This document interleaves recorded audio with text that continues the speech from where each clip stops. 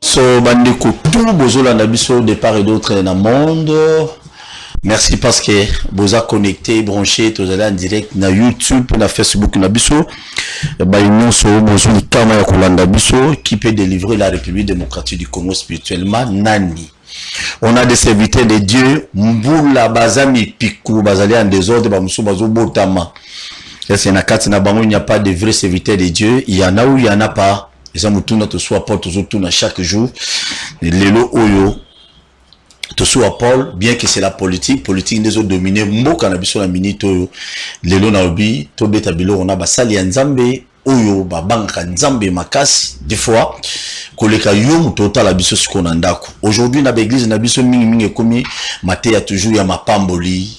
Mateya ya mariage, mateya ya voyage, mateya ya boye, mais koyeba histoire ya Congo. Le Congo peut être délivré comment? Politiquement, physiquement, dans la diplomatie, dans la basala nza musu di fois bazo aterote ya ngote, mingi ba mumona mabumu na baona mabonza na wango. Ta ba pasteur à Congo. Alors lelo dans un susuna c'est un Congolais de père et de mère. Bon, nakati ya nzambe biso nakati église na biso on va de père de mère ezata. Tanzanie mo voté ya biso so ate biso sango malamu de père de mère ezo compléter. Biso père de mère na biso zali Jésus-Christ. Lilo tozongi susuna docteur au tobeta ki masolo la fois passée, il y a les destinées prophétiques il y a République démocratique du Congo. Tozongi na lisusu parce que maté ya ngoza mo mulai pour na batu nyonso bozotala biso na Facebook, bozotala biso na YouTube. Bobenga biso na numéro zali affiché wana. Botuni pe mutuna et pas mutuna nzambe à répondre bino. S'il vous plaît, bobe na biso appelle normalité. Pardon. No wana pena na boyi na mutema. Oh, na boyi. Soko bengi ngai. Yeba kanga ki Jimmy ki tengelo bien. Ba Orlando pam. Un Dieu qui change les temps et les circonstances. Il y a un des sous-thèmes ya mokolo lelo. Tozo beta biloko. Avant on appelle ça bande kombo te nazo recommander mutunyo ce que nous a Bible na ndako. Atoza la cabine, na ebi ba la cabine belé. Oh cabine, zona la Bible. Tout le bas, constitution exacte. Oh, il est qui constitution. Oh, bon, la même abat na lol, mais constitution comme mona boloko et même bien du fait. Très bien, merci. Motola Nzambe boni. Malam papa nanga santé za malam, tozana kimia na Nzambe. Kimia na Nzambe. Kimia na Nzambe. Ba te belé, obi yelo le bagi la fois passé que non, te belé la makila ma sauté, il est dans une réaction de part et d'autre dans le monde. Abi mais qu'est-ce qui ne va pas pasteur wana maté ya to ezalika po bato bachaika. Et les gars ba te belé. Et za malam parce que ce qui est très difficile na bato. Ba éviter eloko ya changement ya temps. Parce que ce qui changement ya temps est bien monté et que ça un peu difficile. Likambo makila na Yesu to bele late selon la parole de Dieu. Moïse a sa fungula eloko wana. A episi Israël a lobi bokoki kolia ni amana makila na yango te parce que l'esprit de toute chair est dans son sang. Amen. C'est-à-dire tant bazolo bela makila même na terme na biso ba congolais tozana facilité ya koloba na batu poto kitana na terme na biso yo bomi mwana batu okotikala na makila na ye na maboko na yo, c'est-à-dire molimo wana ekotungisa yo ya mutu wana. Donc lorsqu'on parle du sang, on voit directement l'esprit de la personne. Amen. Mais awa Pilate atuni bango abi mais mutu oyo makila na ye to salani abi ekwe ya service bana na biso pena bana ya bana na biso. C'est-à-dire makila wana ekanga biso soki ekokanga ekanga yo Pilate te ekanga nde biso bana na biso na bana ya bana na biso. C'est pourquoi même soki oke na Jérémie à cause ya déclaration wana soki oke na Jérémie chapitre pardon na Esaïe 65 na 15e verset okomona nzambe wana eloko azo déclarer pour ce peuple. Ndekonanga kotangelanga Esaïe 15. Oui, rapidement, pour te compter en parce que l'élo, je vais permettre à toute personne on a besoin par rapport au Musalanza Mazolo Balelo. Vous allez libre, il y a combien de numéros na biso ya WhatsApp, to combien biso na WhatsApp na biso, na numéros allez afficher rapidement. Esaïe chapitre 65, 15e verset jusqu'au 16e, nous lisons. Amen. vous laisserez votre nom en imprécation à mes élus. Le Seigneur l'Éternel vous fera mourir et il donnera à ses serviteurs un autre nom. Celui qui voudra être béni dans le pays voudra l'être par le Dieu de vérité. Et celui qui jugera dans le pays jugera par le Dieu de vérité. Car les anciennes souffrances seront oubliées, elles seront cachées à mes yeux. Awa Esaïe, Nzamba Zoloba Namnoko Esaïe, Azolobela des peuples. Alobeli premièrement peuple nini Israël. Alobi yo Israël. Kombo na yo wana ekotika la imprécation pour mon peuple. C'est-à-dire Dieu a son peuple. Mais na pour na peuple na kombo wana ekotika la imprécation, c'est-à-dire ekotika la une malédiction. Et bango bazalaka na kombo. Kombo batombo la kaliboso ya bakombo nyonso. C'est quel nom? C'est ce nom de Jésus-Christ. Batomboli yango au-dessus de tous les noms. Parce que Pierre a tombola. Il n'y a aucun nom qui nous a été donné sous le ciel par lequel nous devons être sauvés. Sauf le nom de Jésus. Batomboli komboana. Au-dessus de tous les noms. Mais j'ai Esaïe Azoïd Sabangwa non, komboana ya binoana. Et kotikalaka une malédiction pour mes élis. Amen. C'est-à-dire Dieu a ses élis. Jésus a ses élis. Azana batuna ya poni. Tant que na Pierre, bateau yo Jésus a poni baza wapi. Pierre a zofungula lobi non, Dieu n'est plus en Israël. Amen. Il est allé parmi les nations. Kuna na ba nation a quelque se choisir un peuple, une nation. Ce qui a coûté un peuple on a kamati kombo c'est-à-dire peuple les alliés parmi les nations. Très bien. Merci beaucoup. Oui, allô? Allô? Bon, dans ce cas, il faut me tirer sur moi temps. Tout continuer dans le bon dans la bino téléphone pour venir. Très bien, merci beaucoup. Lelo plateau lelo s'appelle Sanga Makasi Zamoro colonel Nzakomba bien nzoto. Yeah, oui, qui était en tout ça le lendo de fois la Nzambe. Moi je regarde fois quand je vois d'autres serviteurs de Dieu ou bien les enfants de Dieu, les chrétiens, bah qui église tout le matobine la Nzambe yora ina bina. Yeah. David Abina, attends, il y a verset, David Abina dans la Bible. Il y a un verset, c'est le comité, mais David Abina dans la Bible. Amen. Ce colonel a y s'il n'a pas de choses à faire, dans la fonction armée, Zao, Soda Moulongote. Nandimina le côté bureau, à l'oublier à Robeta Biloko. Yonanda le lendo, ngai. O comment ngai. Baleona tombe. Ton Nzambe boni. Qui m'est allé? Qui m'est allé? Ah, Nzambe ngai. Nazane somoto na mona robola tinza kumbuye pina na plateau beto beta biloko. To le bela maman Nzambe vraiment moi ça me fait du bien. On se rappelle un peu bon bonne la mboka na biso. Kobondela. Oui. Ou bien confier en fait nanda confier Congo na biso na maboko na nkolo. Mboka sene tika na maboko Nzambe. Soto tika na maboko Nzambe te to tika na maboko nani. C'est la solution za Nzambe yemo. C'est pourquoi chaque jour on est contraint tout tika mboka na maboko Nzambe. Ah, basoda musoboza par exemple. Yo Mohamed, ou lui qui l'église était colonel qui l'église. À l'église de Christ à la maison. Merci beaucoup Yaya. Dans la présence énorme. Motona Nzambe beta biloko ya tanga la Bible on doit mélanger déjà. Bonnes autres. Te kimia izali. Vraiment. Bilinga boba bongo li motema et bongo yo zelani. Tolingi juste koyebisa na bandeko ete bazala kimia balanda réponse nyonso na mituna na bango parce que toyambi yango na Australie, na États-Unis, na Londres, qu'il soit calme. Toza ba antéchrist te toza ba démonté mais toyeli bango nde oyo ezalaka te etikala pe kozala te. Yawone batumso babi baza ba antichrist tout n'est pas oh non makila ma yesu yawone babi le même antichrist. C'est très bizarre. Baza bakozala déçu te. Biso toza na Bible, bakozwa biano na mituna nyonso. Très bien. Bible ezawa. Je répète pour ceux qui docteur Abanugo Loba, aloba mi après ça va verser zo leka zala na Bible. Na stylo ozo koma quelque part. Colonel écoute bien toi na plateau ma yi pas na carnet na basoda. Carnet basoda. Stylo basoda ndete. Très bien. Docteur tozongi panayo. Toba na biloko.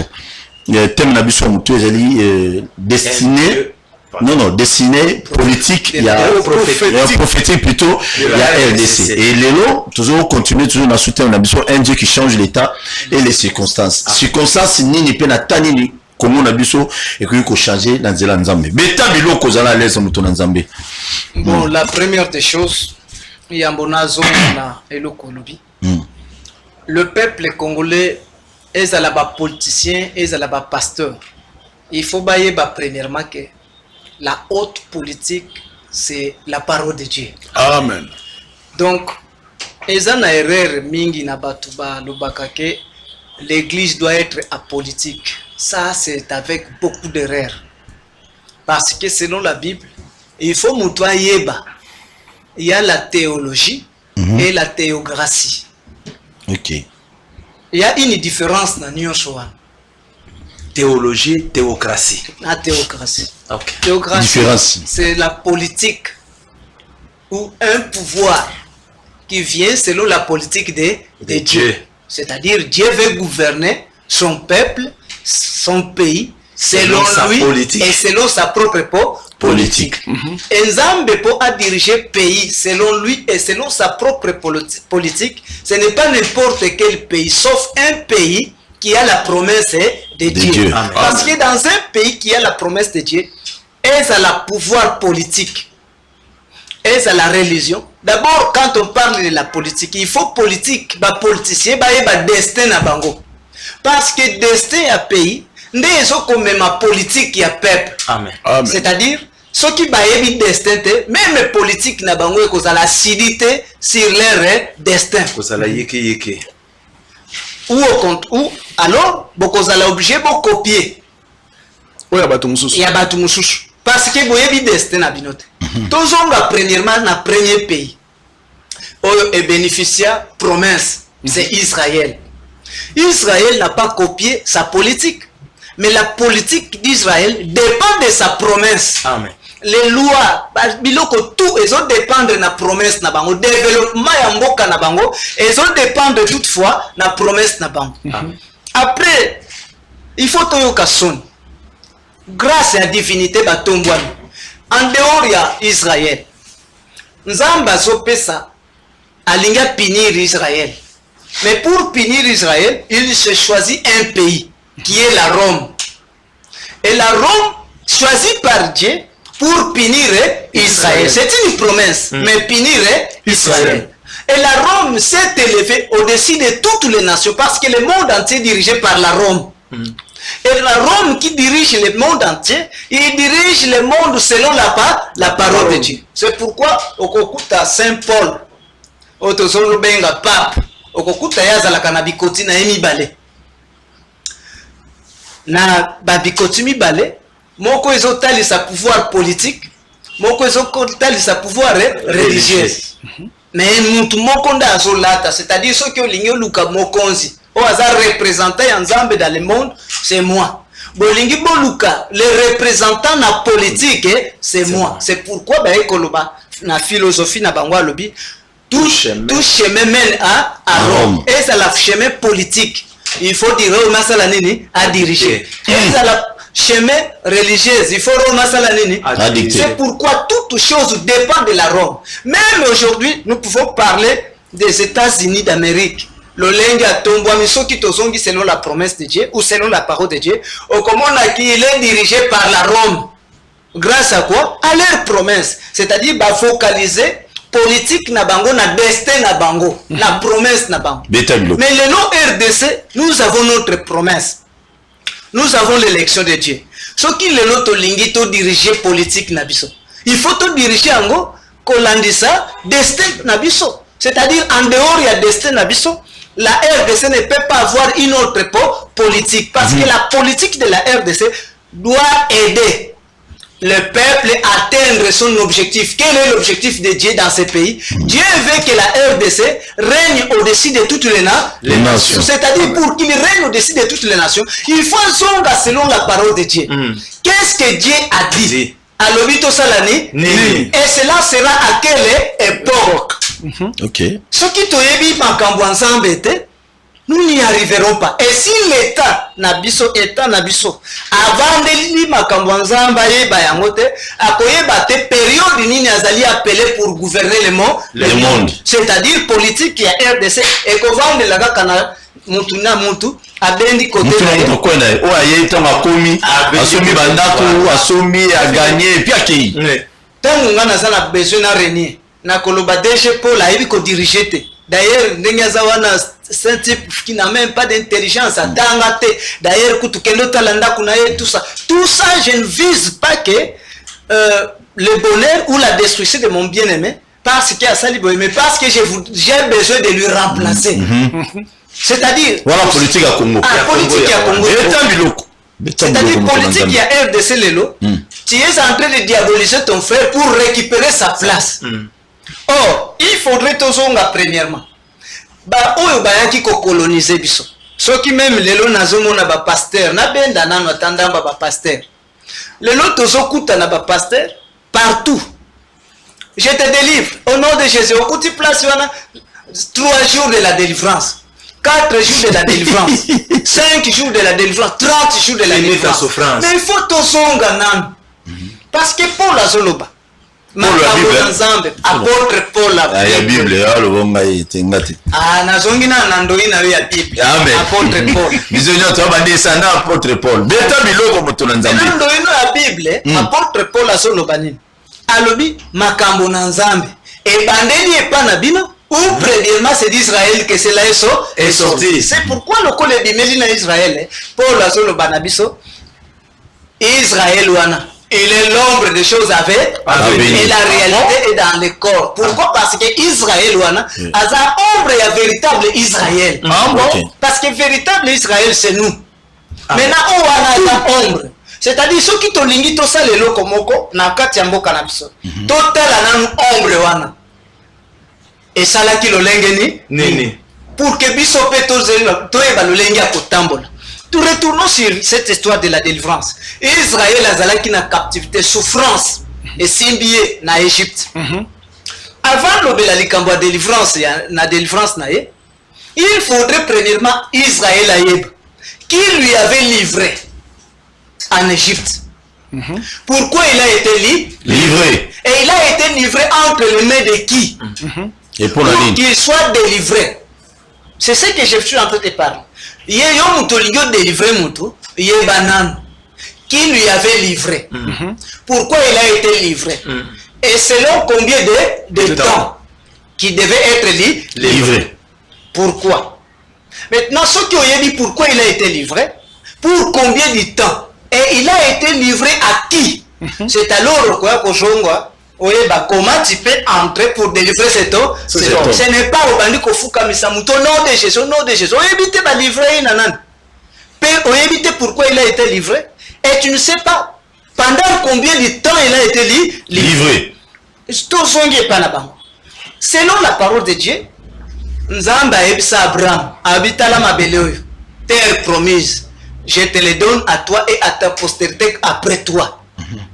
Mais yo na mboko yo Abraham okolala na kimia elongona baboti na yo.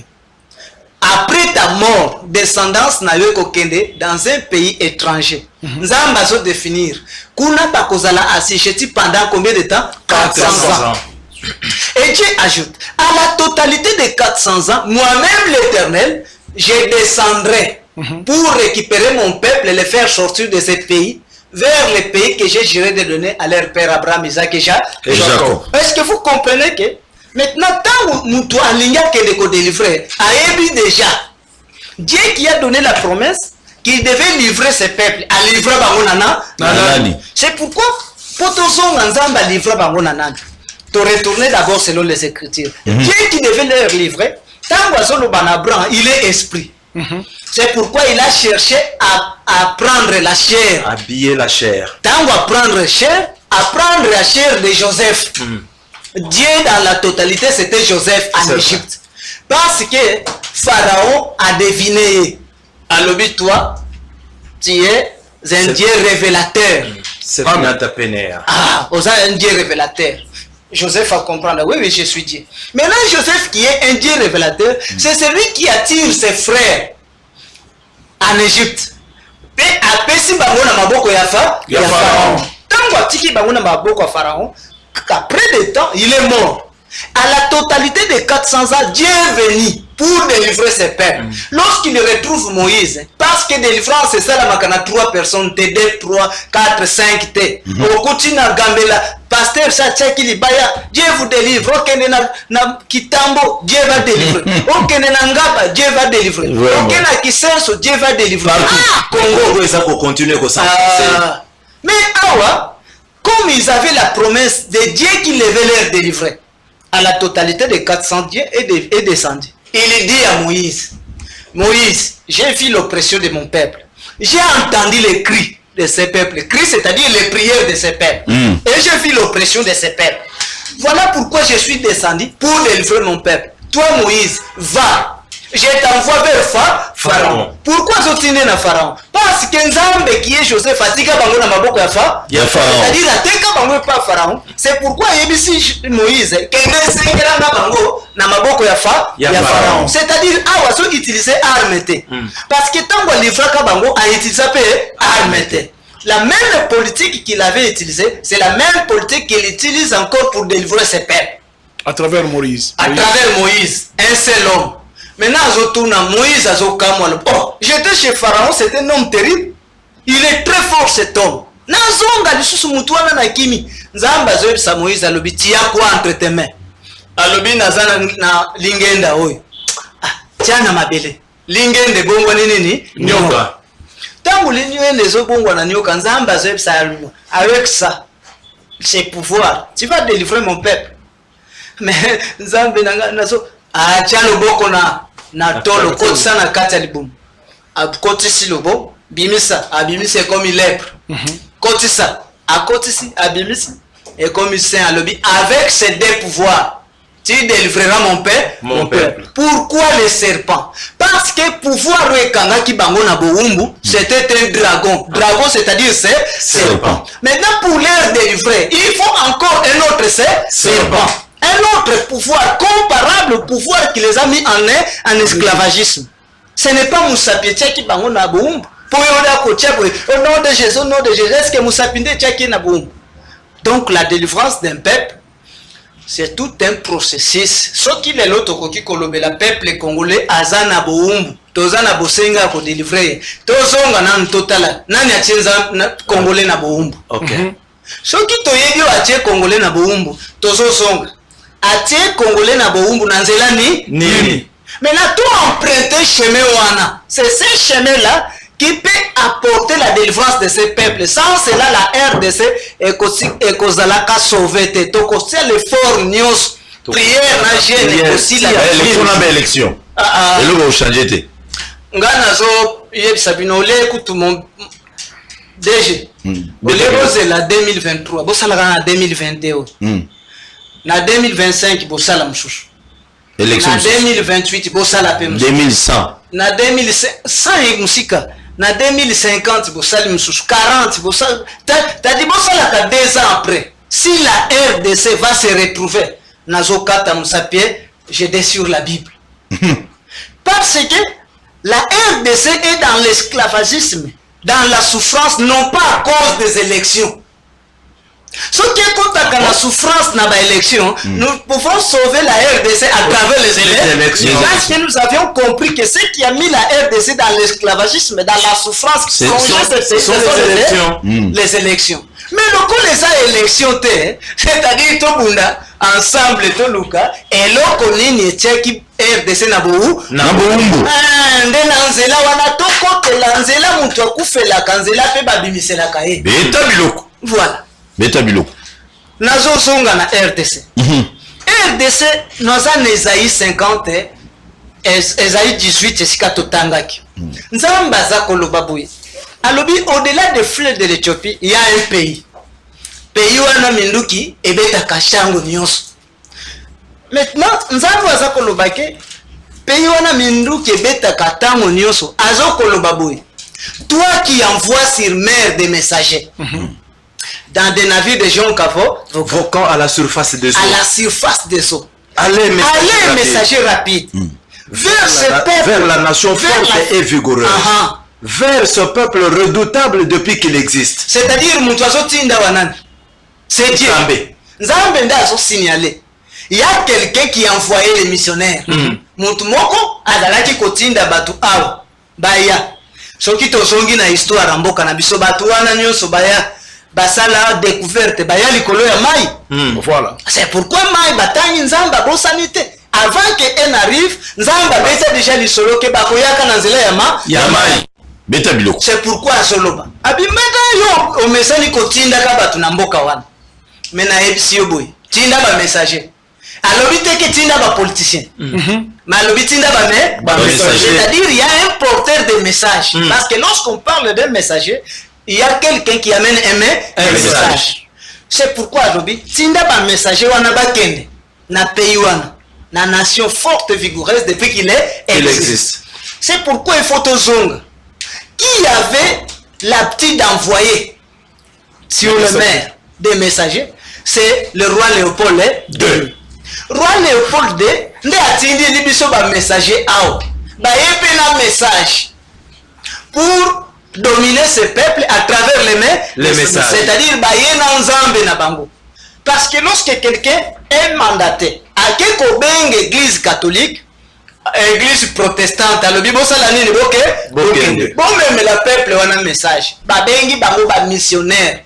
Or soki muntu bazo benga un missionnaire, c'est-à-dire azala mission, est-ce que ba lobi ana makambo na nzambe azala mission na ye ana mission nini azala et soki otali lelo élection ekoki kosala mate na mboka oyo. Que les politiciens me pardonnent parce que la vraie politique c'est la parole de Dieu. Amen. Élection mon côté koki kosala manamboka oyo. Soki bosali bomati bokiti. Bazo tuna nanu. Papa kuna ba Jean-Pierre Abimina combien de fois? Oh 50. Bongo Claude, oh 40. Bongo André, oh yekutu 20. Siko ba eko tuna bongo bino ba missionnaire. Bolobini nini? Oyoki missionnaire atomboli mupanga. Résultat wana eza kokufa. Résultat ya 30 wana ezalaki nde ya André. C'est pas ce que vous vivez. C'est ce que nous vivons chez Résultat ya 30 wana nde ezalaki ya André. missionnaire. Et soki osongi inonde botombolaka bango. C'est-à-dire ceux qui bango basali la déclarer une parole te moyen botambola exacté. Vous niez la politique de l'église, mais l'église dirige les pays. Parce que si l'église, les missionnaires n'ont rien dit, c'est-à-dire rien ne se passe. Or, les missionnaires, à la place de pouvoir conduire ce pays à développer pour son bien-être, ce sont eux qui sont à la base, il y a trouble et mboka oyo. Maintenant, ces mêmes missionnaires Tongbaye, ils ont retrouvé que les peuples congolais, à cette époque-là, je ne parle pas d'aujourd'hui, à cette époque-là, ils étaient unis. Ils étaient unis. Qu'est-ce qui avait uni les Congolais? Ils avaient leur Dieu. Parce que je vous ai dit, selon la Bible, Dieu n'a jamais été le Dieu d'Israël. Zamba, satikalo zala nzamba Israël wanate, azala kanzambe ya ba Congolais. Nzambe wana sala mobembo. Akenda na tangela kibino yango na Isaïe 48 pour ceux qui n'ont pas lu les versets 1 à 3. Dieu, c'est un Dieu d'autrui de ce peuple-là, peuple qui est congolais. Maintenant, biso ba peuple congolais, tozalaki ini na nzambe na biso. Tozoko benga e biso nyonso mutu na ebengeli naye. Okoloka ba Kongo bazoloba nzambe mpungu. Tulendo. Nzambe mpungu tulendo. Baluba bazongi ba vidi mukulu chamakanda vidi mukulu chamakanda ndenge la kuna babi onya shongo c'est le même métier mas beta biloko ozonga na bangala nzakomba akongo mungali nzakomba okena baswahili okena ba pigme ba bengi bokwa konga voilà c'est bokwa konga sauf que azana bakombo ebelete mais selon ma dialecte. Sur l'attribution. Attribution. Bakoko benga. Vieux anaza très fort. Anachiluba bakobenga nini. Mutu aza très fort. Bakobenga nini. Jidini makanda. Jidini makanda. Omonike. E alu loko moko me alobi na muloko na ye. Balobi. Ekola wolefula. Beti biloko. Ndeko Lumumba. Beta biloko. Lumumba pe ya kufa avant Voilà. C'est-à-dire le peuple congolais était uni autour d'un seul Dieu. Bazalaka na banzambe belete. Maintenant, lokola bazalaki autour d'un seul Dieu, uni autour d'un seul Dieu, bato bazalaki eloko moko. Mais peuple, bato baye, c'est-à-dire, je dis qui, missionnaire. Ba missionnaire protestant. Baye na mission. Mission na bango ezani. Tant le roi Léopold aye, akokuta ke peuple est très fort. Ce qui fait la force de ce peuple, c'est quoi? C'est l'unité. Unité où tu vois Pinanza, parce que basangani autour d'un seul Dieu. C'est pourquoi basa très fort. Qu'est-ce qu'il faut faire? Ils doivent utiliser la politique. Diviser pour mieux régner. Maintenant, comment diviser ce peuple? Tocha songi nanzambe. Lokola nzambe nda sangisi bango biso to kotela kaka nanza. Nanzambe. Oya ye apendi nzambe na ye. Église dibanga jana songi. Oyo pe ensemble muku antaba. Oyo pe ensemble chrétienne lokolo ya ngombe. Ale malembe soke le ko sala nini? Ko panzana. Oyo pe mususu nzambe na ye aigle. Azote ya chaigle na si. Panzani. Or là où il n'y a pas l'unité, Dieu n'est pas là. C'est-à-dire, sika unité zalaka te, nzamba zalaka te. Et là où il y a plusieurs dieux, plusieurs ensembles, il y a plusieurs divinité. C'est-à-dire, la divinité est comme belle. Maintenant, comment force y a peuple qui kotika là toujours? Et ça la manifeste. Or, la RDC était connue dans le monde entier. Nalolengeni, un peuple fort. Redoutable depuis qu'il existe. Binomoko boyoko loba RDC loko ya makasi. Pourquoi? Parce que loko wana to kuti yango mwana nyoso za ko bota mazo loba RDC loko ya makasi. RDC loko tuna ye e comme loko ya makasi na lolenge nini? Selon Esaïe, nzamba zo ko envier force ya peuple. Peuple congolais le bibokende.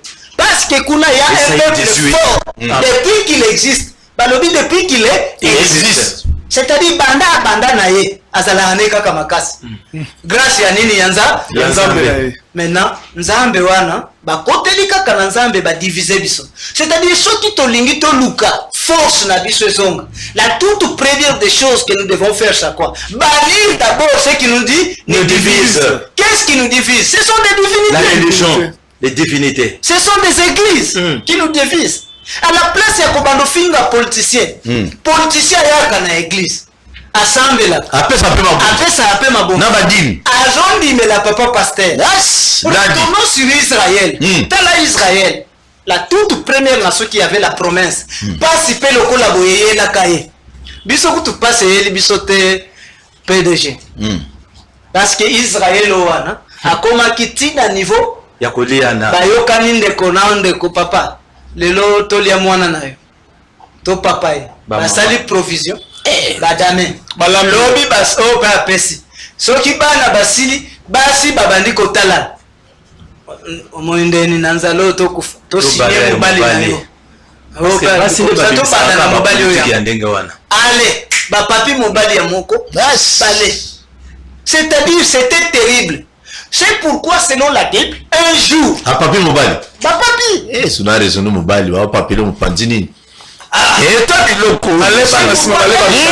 en Israël oyo bale mwana na ye oyo akomi kobombo ya ye oyo wana abombaki mwana crie azo crie ernini ntango amoni roi azoleka oyo acrie mokonzi kata likambo nanga Ruazo tuna yobi mais nakokata likambo na yo ndenge ni nakobandela wapi yango wapi na nzalo yo mokonzi nanga na zebisa yoke moninga nanga toyokana kitolia mwana nanga lobi peto ya kolia oya ye tole oyanga azio ya ya tinde bande kona ye abombi atina Dubai passion nyonso tu na suka na kusiba ndenge nini ngana zana eloko kolia te mokonzi ya mboka roi ya pays azopasula bilamba lokola Félix Tshisekedi kwa tombo apasoli bilamba mokonzi ya mboka sali nini apasoli bilamba azojire alobia mutu ya Élysée nala balakela mama be soki lobi mutu ya Élysée etikali likolo na nzoto na ye. c'est-à-dire pour le roi à comprendre que soki souffrance ekoti base ya souffrance ce n'est même pas moi. Base ya souffrance eza nani? Élysée prophète. Élysée même roi lobi mutu ya Élysée il faut kata. Parce que pas euti na Nzambe. Parce que pas euti pas na Nzambe. Mais Élysée a représentant ya Nzambe. Élysée oyo représentant ya Nzambe. Ayebisi biso te pourquoi nous sommes en train de souffrir. C'est-à-dire à la place population ebetanga mabanga yo Élysée lodo zokufa. Soki bakonzi ya mboka oyo basanganaka bazalaka mayele ya Bible oyo esika babandi kobamba bango mabanga. Parce que aujourd'hui quand tu veux parler du président de la République, il faut y aller. Toujours à la vraiment. Ah, même social les a que Félix n'a pas social, to Félix a coûté social ya Kobe. Mobutu a coûté à Obeba. Mobutu a coûté à Kobeba. Moussa a coûté à Kobeba.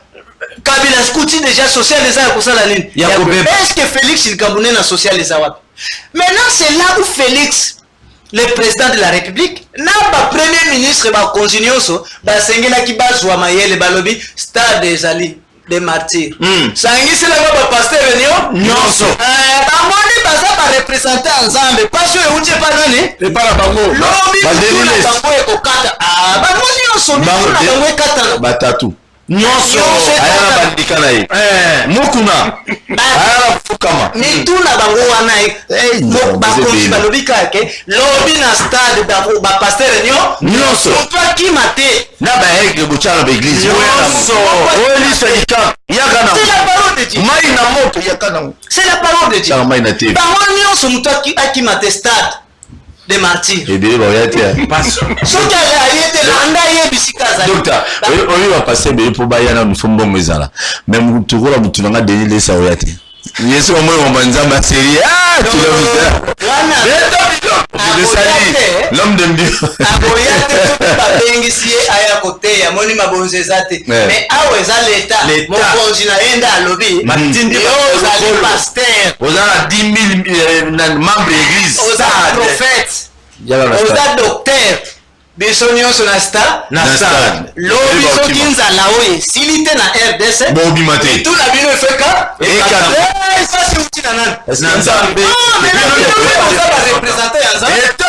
c'est la parole de Dieu oui wana suka la cop retournons du temps ya Akab parce que même du temps d'Akab cela est arrivé Nzambe azoyebisa Eli alobi peuple oyo il faut na faire souffrir bango nga nazokotisa nzala na Israël mais Eli atuni menzala mpona nini alobi yo ozomona te Akab na mwasi na ye balukeli nga bambanza baye kotia banzambe nyonso bauti na libanda baye kokotisa bango awa esika nga nakokaki na renier le seul Dieu bango bamemeli nga banzambe mosusu mpe baétablir bana Israël comme des prophètes comme ça ngai nazotalisa bango si c'est Baal qui est Dieu anokisa mbula ngai naokanga mbula nzambe akangi mbula avertir Eli abime mpo na yo kende na yo nazobongisela place okovivre ozala na kimi veuve de Sarepta kende pas femme de Sarepta Eli est parti et le ciel s'est fermé pendant 3 ans et demi nzala ekoti na mboka les autres mbula ebetaka te mbula ezobeta te mais biso Nzambe docteur biso Nzambe asala ngo te na Congo déjà na nzala oyo soki Nzambe alobakanga mais tokufa biso nyonso Nzambe na Congo mpona mbula kobetisa me nzala eza oyebi ke na minute otobonamelaka mai DG nazo biso na minute oyo tosolano eza na bandako mosusu esa beti 4 jours mpe eloko kolia eza te eza na bandako mingi na Kinshasa awa papa mama alambi atiki kaka fufu mwana mwana se débrouiller pour na kolela je connais une famille bazali ba voisin na biso na Masina bango pene za ibungu na tanga bino te mais boya ba voisin ebele mais bango pena balambi boye na bana kasi na makoko mwana na poko débrouiller so balambi ba décider mwana lukabula fufu to ko a débrouiller pour là mais article 15 voilà c'est-à-dire souffrance eza makasi na mboka et moi je vous dis que ekobakisa malisusu Ah, docteur, on C'est ce que je vous dis. Docteur, chrétien, c'est là. Aussi longtemps ce qui est à la base de la souffrance de ces pays. Nous allons continuer. Moi, je vous l'ai dit. Joseph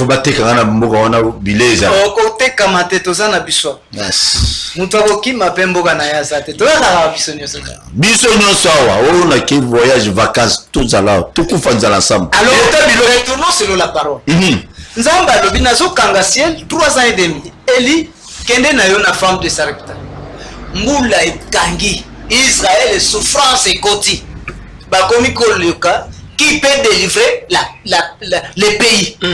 Israël souffrance, beaucoup n'en parlons pas. Mais wana docteur, je vais ajouter quelque chose. Wana na bale na Jézabel kuna azana ba prophète na ye. Jézabel ba prophète bazana bien. Bonjour dire que Jézabel ba prophète baliaka na mesa na ye. Population ezo souffrir. Ndenge ba pasteur lelo na Congo ezo souffrir. Mais bango baza autour ya bakonzi bayaka bakonzi nyonso bayaka na mboko oyo babenda kande ba pasteur bazolia bien baotambula na mituka kitoko peuple ezo souffrir. Même na église oyo pasteur azo diriger. Les gens na moko azalaki aza koloba ke si tu entres dans une église où chaussures ya pasteur eza moins cher par rapport à chaussures na yo bima. Mutuka na weza moins cher par rapport à ye bima. Parce que l'homme donne l'église nous sommes cher par rapport à ye bima. Église au continent ba église wana ezana ba mama mususu li papa ya la gomme atia osinga. Mais papa pasteur aza bien. C'est ça la coutume de ces gens-là. Baza autour ya femme de Sarepta dans la maison. Non, autour ya Jézabel. Pardon, autour ya Jézabel. Nanda kwa roi. Bazo lia bien. Nzamba kweko yebisa Eli. Abieli. 3 ans et demi ekoki. Punition na bango na lingi na silisa yango. Maintenant yo jonga. Prouve seulement le roi Akab. Yebisa eke. Nzamba lobi boy. Ayoki kolela peuple na ye.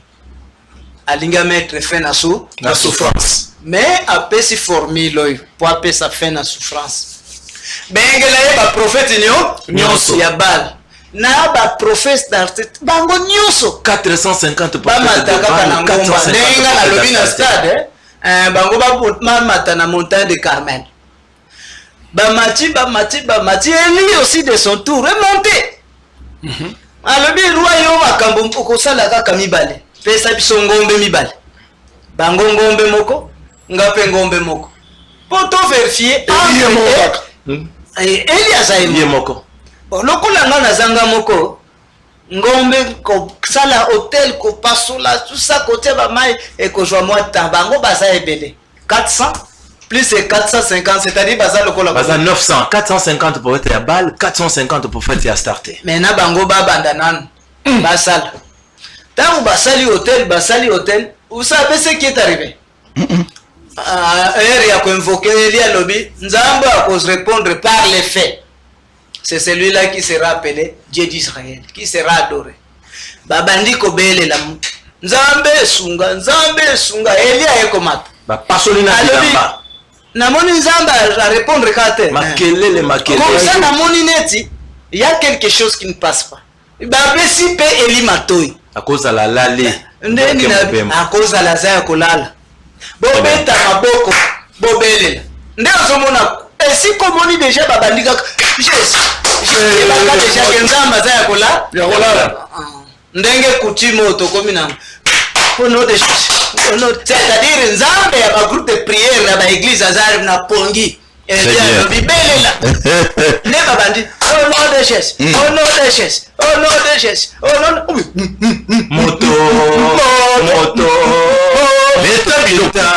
Moto koto kanzoto mobimba batoki ba mikati Elias qui va moi lobi la moni a que voyage yamoni alali a que voyage comment belle la makasi ndo yoki pe bande kona yo awa avec Dieu d'abord a formule nyonso ba kokisi yango na RDC prière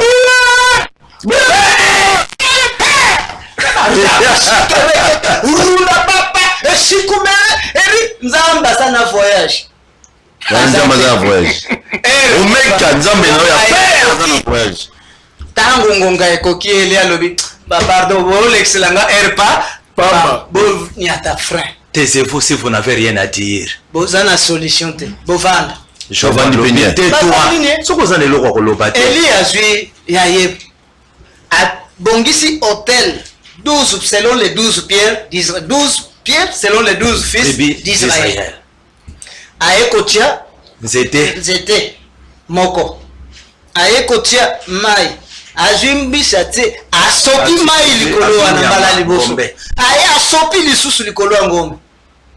Maintenant zolo babo e namuke. Seigneur éternel. Nasali kolandisa formule opesa kinga. Mukano na yo. Mukano na yo. Pour que peuple baeba ke yonde na kimia sans cri. Muntu ako délivrer ka Congo ako beta ka crité. Sache-le, je vous le dis au nom de Jésus-Christ. Amen. Amen. Abeta kitende. Ya cri on raba sindeku. Akuta kombro kombo. Oh, kuku dendo.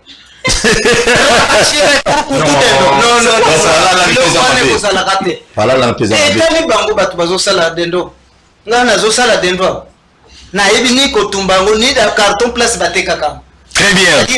Bato Binga. Namoni na YouTube, je ne saurais pas tous les messages malheureusement. Et un de on a biso Clarisse Lemba azoku a rejouté na mamunion sozoloba. Abi vraiment c'est pas biblique union sozoloba. Oui oui. Mais à commis place, quand tu écris, il faut nous écrire là où tu es et ça l'a bien. Et puis, les téléphones sont ouverts maintenant. Même si le docteur prêche, toko fungola. Na WhatsApp, s'il vous plaît. Bon, bien, on appelle normalité. WhatsApp. À toi, na YouTube, na page sur Facebook. Très bien. Na tout le monde, monsieur le pasteur. Ou tu connais le moment, ma comme délit, quand même, c'est très capital. Tout ce qu'on a dossier, bah, les camosa, quoi, les bisous, ce qu'on a RDC. Par exemple, le lobby, qui est bon, on a bisous. Bobing a besoin d'appel normalité malheureusement. Appel normalité WhatsApp. Faut bien na WhatsApp. Et ça na ba biso awa. Au plus exemple à l'élection, tout ça la élection en 2050, tout ça toujours téléguidé libanda. Et ça biso monter le Congo vous allez toujours délivrer. Alors ndenge ba Congolais ba décider par exemple ba bengana ba ndeko na biso MONUSCO et cause à la paix mo appeler sa solution. Allô? Oui. Oui, au Benguat comme on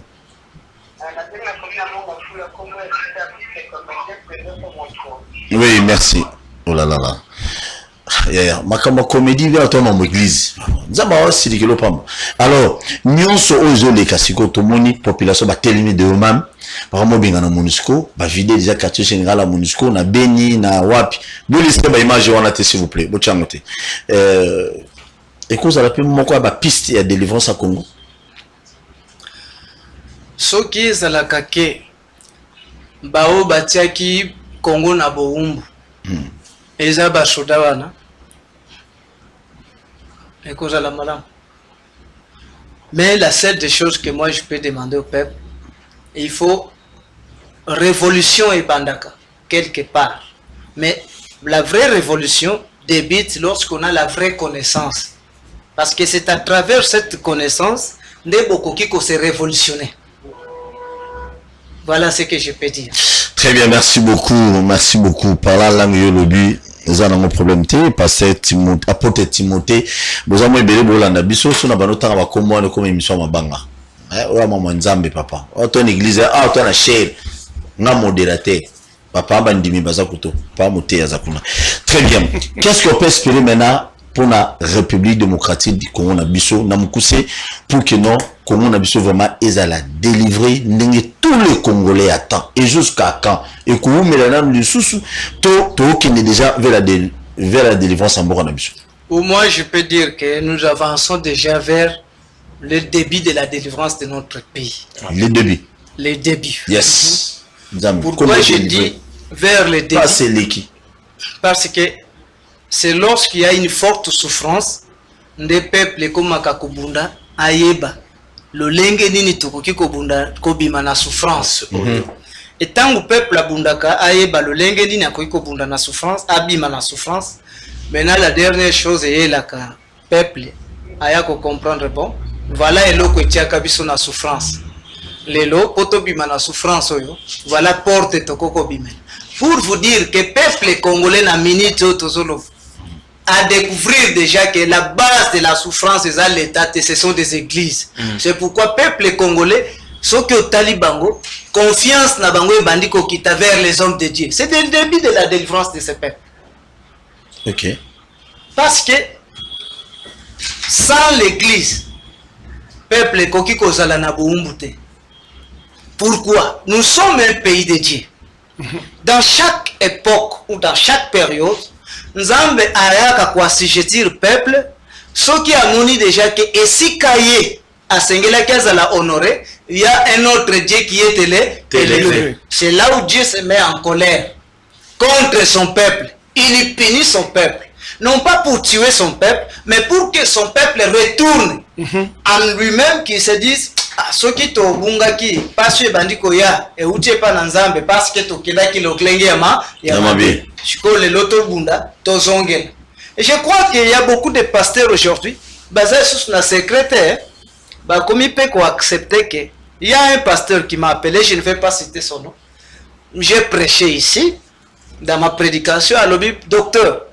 Il est vrai, nous reconnaissons que nous, l'église, nous sommes à la base de cette souffrance. Moyen to wanga na mwezate parce que to kempe musika.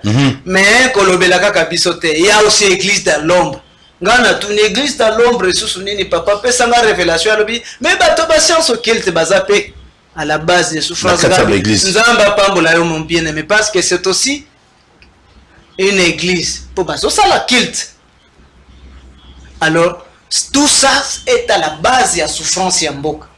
Mais comme le peuple congolais débute par reconnaître d'abord où il est tombé, c'est ce que Dieu aime. Le peuple a découvert ici à Bungen.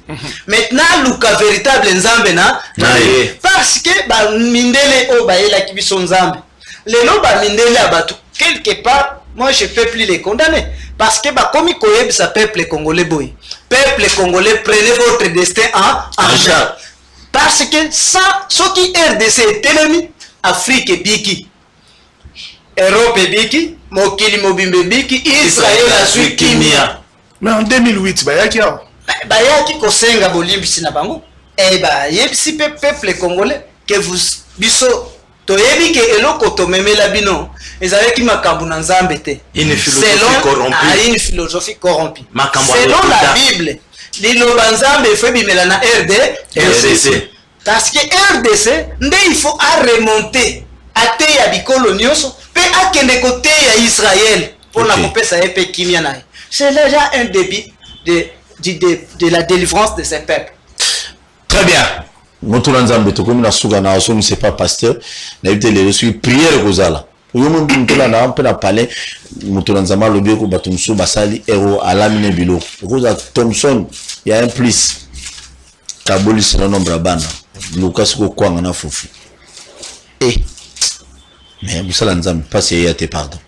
Je suis passé ba examiner sous. C'est mon souhait pour peuple la Lukanzambe na. Parce que souffrance mon côté selon la Bible. Et où ta kalibanda Nzambe.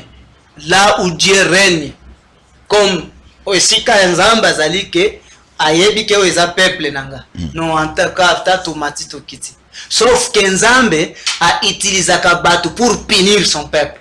A utilisé des nations pour punir son peuple. C'est-à-dire, comment on a dit que Talaba Rwanda Magamba Salabiso Israël a bandaki kozonga tanga monike ba mandian ba telemi Israël a zongi na losambo azoloba Nzambe na biso.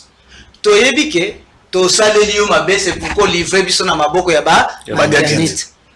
Mais yondolo baki ke soki biso libota na yo to zongi na nzela to bwaki nyonso mabeto salaki okuya ko secourir biso. C'est pourquoi ton ndimi to zonga na nzela bosembo poto zomona le biko na yo. Et Dieu agissait pour délivrer ses peuples. Très bien. Motola Nzambe beta bilo wasuka bon tout comme pas colonel anaye bata ko l'acception de babeta satade to apesa biso verset biblique. To ki rapidement. Merci. Na 2008 les missionnaires européens étrangers sont ici. ba yambi bango na centenaire ba sengi bolimbisi ba lobi to yela kibino une philosophie corrompue biloko lokuta baleli basali na nzambe baza témoin représentant ya l'église de réveil à l'époque na botanga kombo na été azawana.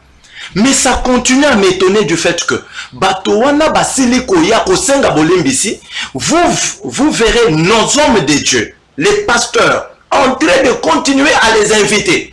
Ba pancarte ya minene. Non, Bazoya Tokoyamba, Bill Richardson, Tokoyamba, Soki ba kombo nini oyo de kakawana ba William Boyebi yango po baya côté ya biso. Baya côté ya biso. Pourquoi vous continuez à enfoncer le pays et cependant que essaie zindi makasi. C'est biloko. Na kopé sakaka verset. Un verset Hébreux chapitre 12 25e verset à l'Obiboye. Hébreux akota suka. Hébreux chapitre 12, 25e verset. Gardez-vous de refuser d'entendre celui qui parle. Car si ceux-là n'ont pas échappé, qui refusèrent d'entendre celui qui publiait les oracles sur la terre, combien moins échapperons-nous si nous nous détournons de celui qui parle du haut des cieux? Amen. Ngai nandimisa miete, pendant ces temps, il y a une voix qui parle. Ba Congolais, ba similier.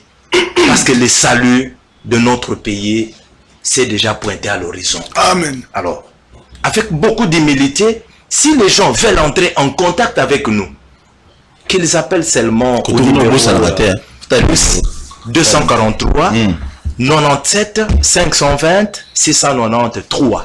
Je répète, plus 243 97 520 693. Très bien. Merci beaucoup. Numéro 1 déjà développé na olo mutabeli boya kundela biso te. Ndani na ba mandia ba déjà na émission ba tout bola na biso na Facebook, na YouTube, na Kinshasa, on peut partout na Wemsa. Ba mandia bazati. Oh papa pasteur, pardonnez tout mon qui bo toi kundela biso mutude te. Et bah balingi ba soutenir les Camboyo. Wana ça va wana même ba pasteur au bazana étranger. Je sais qu'il y a des hommes de Dieu aux États-Unis. Oh Baloba, j'avais suivi un aux États-Unis. Non, un pasteur à Sengiembongo en Angola, pour ton église, à ton assemblée. Pasteur Wana Ebisi, pasteur Angola, c'est un Congolais Mazana à Etongana en Angola. À Lobinaye, si tu m'avais demandé de l'argent pour aller bâtir un RDC, Nalinga qui n'a pas ça yo. Parce que tu y bibiso américain que l'Ilobananzambe ya solo et Kobimela na Congo. Et puis, bana biso me bako na biso. Bako affluer en grand nombre au Congo pour aller écouter la loi. Parce que l'ilo bana solo et kobimela kuna. Amen. Alors, nana lingina yebisa ba pasteur wana soki bako yoka biso que l'ilo bana solo yangoyo. Soki bazana ba moyen qu'ils nous soutiennent. Très bien. Et puis bako tika la cause à la désuété et Dieu va le bénir et va bénir. Très bien. Merci. Merci beaucoup. Avant on appelle ça colonel Maloba, je connais Basali Nzambe ya Kasangulu. Je ne dis pas que Bilonion sont dans l'ensemble. Une fois la bossane année na kina osamba na église mokuna, na keyo ba masolo kino il y a des américains, ba yekuna, ba ye ba sponsoriser pasteur, mais à une seule cause autre la Yesu, mais Yesu autoté na Bible lelo na après-midi leloté. Voilà. Il y a des hommes de Dieu comme ça américains qui viennent ici, bah bato ba loge, bah qui na Kasangulu, bah église belé à Kasangulu bolanda na boyibi mamuna loba. Même à Kishasa. Na mosala nzambu. Ça na ba jeter sur ma Bible ça ne pas vrai. Bah ya américain bah ya na mbongo, bah tiembongo kuna na l'église ezaki muke après 2 3 4 mois église comme nen. Et après mon cher frère, tu vas pécher, tu vas servir les Satan pour finir en enfer. Et ça comme tout non a tout mieux. Mais il y avait un pasteur à l'église on a Bible de konanga to soa na kundimaka jamais na servir batumi balete. Na ko isaka batu na église pour ba pesinga jeep, ba pesinga mbongo, ba somenga le pont na Kasangulu. Na ma campagne kutute. On dit maté. Voilà les hommes comme ça qu'on a besoin na kasa musala nzambe. Oh bazo boya mbongo parce que tu sais l'argent c'est ça toi. Mais quand tu as la vie, voilà qu'on n'y met pas en colo, tu as la facilité de gagner beaucoup d'argent. Nzamba ko fungolo ba porte belé, oh des fois il habité. On colo, nzamba mona bino. Motola nzambe, mon colonel, beta bilo, mais kobeta sata d'été, beta bilo dans le Seigneur, bande obazo ko monsieur Sili. Merci. Ngala sepele makasi, nazala sengo makasi. Tango batu bazo landa, bazo yoka makambo yo, batu ba benga, batu na ba question. Parce que T'es prochainement tu vas la Kinshasa live pour la bêta biloko. Docteur Zabilo Naï. Il y a le bêta dans la foi, il y a pas de monsieur. Sikaye. Biso to yebeli ke to bandaka boye, to kotaka boye, to salaka boye. Mais pas tout le monde ba na makambo moko oyo ezala ta makambo nini oyo. Bato bakomi embrouillé. Bazala embrouillé te. Même Jésus est envoyé. Parce que vérité eyaka toujours malembe. Mais le côté que ndaka mbangu Fisé. toi est commis. Sincère. Alors batu ba pusana. To sangana. To koma moko. Pour te sauver mboka. Amen. Mon frère, tu peux sauver mboka na nzela mususu te à travers maloba nzambe ozobi na Bible. Nenge docteur azoloba wana. Sans cela, tu zalaka na passe. Très bien. Merci beaucoup. Tous allons la passe na zoïb sanzambe au docteur Assemblée la pardon passer baksamate. Tu passes bakisami, toi na passe à ram, toi na passe à transport, toi na passe à tracasserie ba roulage na nzela. Toi na pas sur passe nous sous nzamba bakiseli biso ngobi ki ezala bien te. Te nzambe na yebisa solo na ata na minute ne bosola rasu na buto ya ni bosola pardon. Passer baksamate na Congo. Pardon vraiment. Na lo ba ko ba congolais nyonso pardon. Toujours plus le babo kabani sur sambela sur prophétiser pour l'école betara bilo asuka toma. La meilleure prophétie pour moi c'est cette connaissance. Amen. Parce que ekozalaka prophétie ou ekozalaka libanda ya prophétie autre. Parce que à travers les écrits tant nyonso auto koki kobima na souffrance eza awa. Modalité nyonso tokobimela na souffrance ezali awa. Même la politique de ce pays. Toujours na écriture comme on a esali par ya Israël. Même parce que la Bible dans toute son entièreté a été écrite pour ces deux nations, Israël na RDC. Amen. Tobenga kango Ancien Testament na Nouveau Testament. Mais utilité ya testament ezalaka nini? C'est ce qu'il faut parce que testament c'est ça monto yekoli. Un père qui meurt aujourd'hui a tiki nini? Testament. Maintenant na testament utilité na ngo ezalaka nini? Voilà le qu'il faudrait tozongi ça d'abord. Ce qui est dans l'Ancien Testament à nouveau, c'est-à-dire il y a quelque chose que Dieu a laissé pour Israël, le testament na bango. Puis dans le testament, lui qui est un père a pesi biso pe ya biso par to lukabe to kota na biso par parce que bango po ba kota na bango par Abraham ça kufaka mais testament etikani balandi testament jusqu'aujourd'hui ba olanda kaka testament. Très bien. Bazo tambola selo yango biso pe to tambola nango, c'est ça la meilleure prophétie. Donc pour moi aujourd'hui, la seule souhait pour ces pays pardon, Nzambe ya banzambe nyonso, Nzambe ya bilaka ya mboka oyo. Amen. Asale la peuple congolais grâce de s'humilier et retrouver son Dieu, marcher sur la voie de son Dieu pour que Nzambe a mettre fin à souffrance oyo.